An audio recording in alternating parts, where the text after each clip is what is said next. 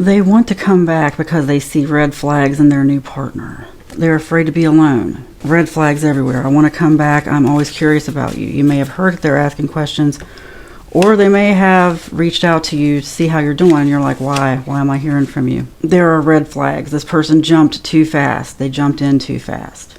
They're replaying old memories. They're just really unhappy. You would have left me anyway. Consoling themselves, trying not to get mad at themselves for making the wrong choice. But they're hoping that you will change your mind somehow. Please don't make this fit. If this is for you, you already know who it's about. Your spirit will tell you. I'm just here to confirm your intuition. They're giving themselves a pep talk, though. Talking themselves out of it with stuff like they would have left me anyway. Comparing you to this person who has given them red flags. You're definitely winning that comparison, but you always did. They chose this other person because they were afraid to be alone. And that person knew how to talk a good game, but they can't follow through. They're not following through. They were enticed by the wrong thing. They really took you for granted. We must move on.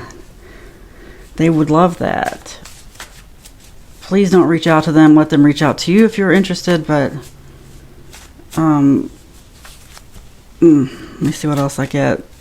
They're just really suffering. And they hope that you will be merciful, that you will listen to them, hear them out. That's up to you.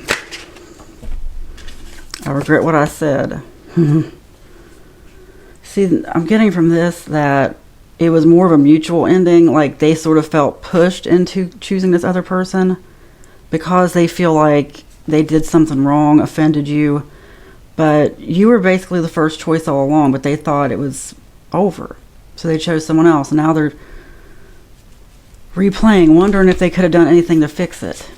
They just don't feel that spark anymore because of the red flags they noticed. But again, they're saying like they wanted to choose you, but they did something wrong, or you perceived something the wrong way, and they just never fixed it because they thought it was over anyway, so they moved on. Big changes.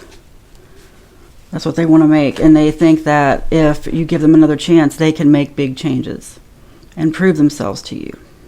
Can they? Yeah, they feel like things came to a stop because of something they did, but they feel like you took it the wrong way. Like I said, like they never even stopped to try to explain themselves. They just moved on to someone else because they got a vibe from you that you were no longer interested. But they're very desperate, like just someone who wanted someone to take care of them, or really I'm getting like a love language mismatch. By that I mean there are different love languages, right? There's a book about it. There's several books about it. Gifts, acts of service, words of affirmation, physical affection. I can't think of the other one, but this person gave them more words of affirmation, and maybe you were into more like acts of service. And I'm getting that's the mismatch, is that, and just for example, I mean, it could be switched up or it could be something completely different, but let's say you're showing love to somebody by constantly doing things for them. If their love language is not acts of service, because that's act of service, like just doing stuff to try to help them, like without even asking. If their love language is not acts of service, it's going to just go over their head. And a lot of people, I mean, it's a mixture of the love languages, but a lot of people have like a main one. Well, someone here felt unappreciated, like I'm doing all this stuff for you, but you don't even care. Because the other person's love language is gifts or something, or physical affection. And yeah, I'm really just getting that someone was doing too much. So they went with the person who really made them feel loved. But if you got together, you'd have to really have a talk about this, possibly go to therapy, professional bag fumbler, self-medicating. They're really upset about this. Like, doing a lot of things to soothe themselves. Self-medicating happens in many forms. It could be shopping, or it could be something much more serious, but I am getting, for some reason, a shopping vibe. Like somebody spending a lot of money they didn't have to, and that could have to be with the love language thing, like someone spending a lot on gifts when the person doesn't even appreciate it. The person's like, okay, so you got me a gift, but could you help me around the house? Like, I'd rather have you help me around the house than buy me flowers, And that's something you've really got to be on the same page with.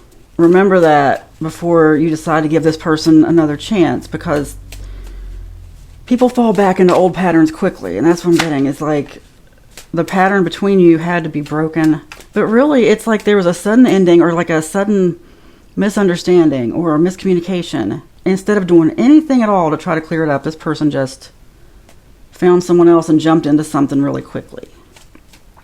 I'm not getting that they were cheating, although that, however it resonates for you, I'm not getting cheating though. I'm getting that it was just jumping in way too fast, but this is someone who does that. The problem with jumping in too fast is people who do that often want to jump into something else really fast. Don't jump in fast. But it wasn't fast with you and this person, is what I'm getting, is that it was actually slow, and whatever the miscommunication was a big one. Secrets. Celebration incoming. Someone wants to celebrate with you. And they want to tell you how they really feel. They want to let go of all secrets. It's like now they're ready to just have an open talk when they weren't before. They don't want to fumble again.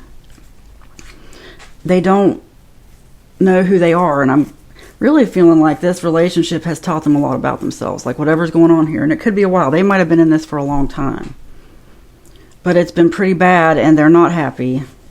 And they have grown up a lot. But I'm still just getting some kind of mismatch that they're not really willing to work on.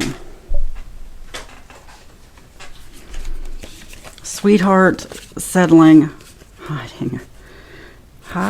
Like, they're hiding this from a lot of people. They don't want people to know how miserable they are.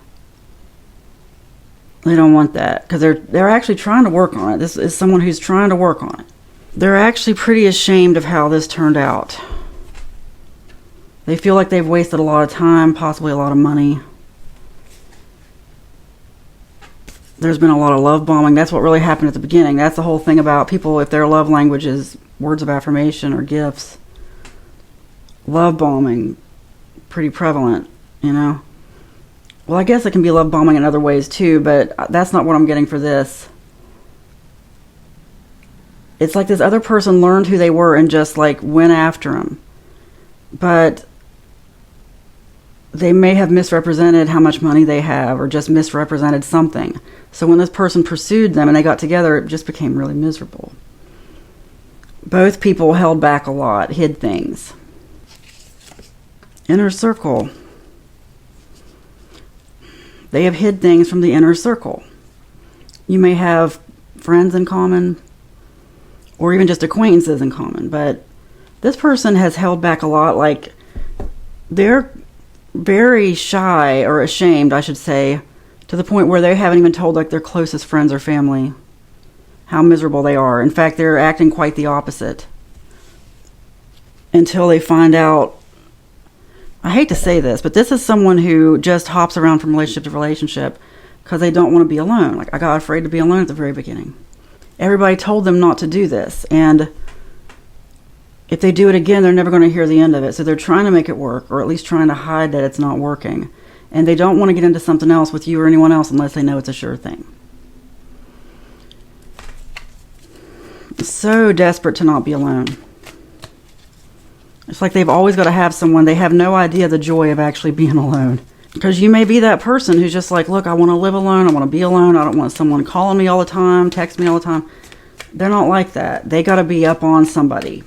And they don't understand why you're not like that. And it could be roles reversed, or it could be you're the one who wanted to text all the time and they didn't. But you got to match on that. You can't force someone to be the perpetual texter. Oh, you can't force that on somebody. Seriously, what I'm getting is if you did reconnect, it would be that again. That could be an example of something else.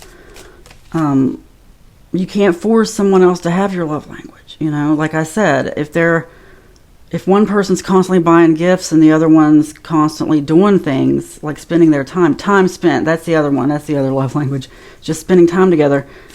I mean, you could be someone who doesn't want that. Some people are better in long-distance relationships, or relationships with people who travel, you know? Someone you only see once in a while. Look, that's okay if that's what you want. But that's exactly the thing I'm getting, is like, sometimes those long-distance relationships, especially people who get with like truckers, let's say, honestly, and I know it's a whole rabbit hole because stuff going on the road out there, but I had to read a story in college one time, and it got the whole class into a really, really angry dispute. I mean, angry, because it's about this guy. It was written from his perspective, and he was an over-the-road trucker, but he got sick, something happened to him, and he had to stay home, he had to quit. Well, his marriage was great up until then, because he only saw his wife every so often, you know, weekends, every other weekend, something like that. So she had all this time to do her own thing. She wasn't cheating, but she had all this time to do her own thing. Well, when he comes home and he's there all the time, they ended up breaking up. Well, the men in the class saw it as, oh, he got sick and now his wife's given up on him. And I think the women in the class saw it as she lost her autonomy completely, and saw her as selfish. And it's like, this is the kind of thing where if they had lived together all that time and he hadn't been an over-the-road trucker, they would have broken up much sooner. See, that kind of life actually does work for some people. You can't force it on someone, though. You can't force someone to be around you all the time if they don't want to be. That kind of dynamic will change a relationship. Suddenly, him being around all the time, and he wasn't contributing much to the relationship. Anyway, that's neither here nor there. The point is, I'm just not getting that this is a really great match. Holding back, not being fully open with you. Shocking discovery on the way. I wouldn't be surprised if they have reached out to you or are going to reach out to you soon. But like I said, you need to have a talk about expectations and really listen to your spirit, because you were protected the first time when this went wrong. And even when these two got together, like this person they chose, it could be that at first it was okay and then the dynamic changed, something like that. You go from seeing each other every so often and things are great because you get your alone time, you get to do your own thing for a minute, and then the person's around all the time and you feel like you're being suffocated. Anyway, begin again. That's what they want to do. And I'm not saying you need to, but I just mean you need to have a talk if you decide to get back together. You deserve better than you are asking for. This is about the talk, okay? Be completely honest. Be completely honest. Like that story of the woman with that trucker. She may not have gotten married to him if he had not been a trucker, over-the-road trucker all that time. And marriage isn't for everybody. For better or for worse, it's not for everybody. And it shouldn't be forced on anyone. Last card. You are aware of your purpose. And don't let them interfere with that. You're aware of your happiness. Really, your purpose is just to follow what makes you happy and doesn't harm anyone. Do what makes you happy, what gives you joy. And if this person doesn't give you joy, then it's not the one, okay?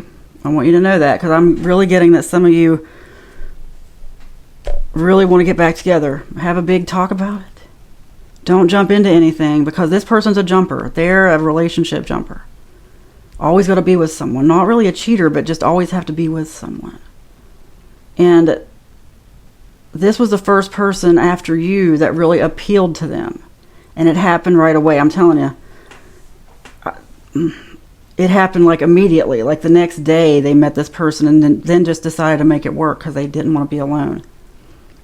Because something about the way you didn't connect with each other, they did connect with this other person and they read too much into that. And now they regret it. But you are aware of your purpose. It is spoken, it is written, and so it is. Amen.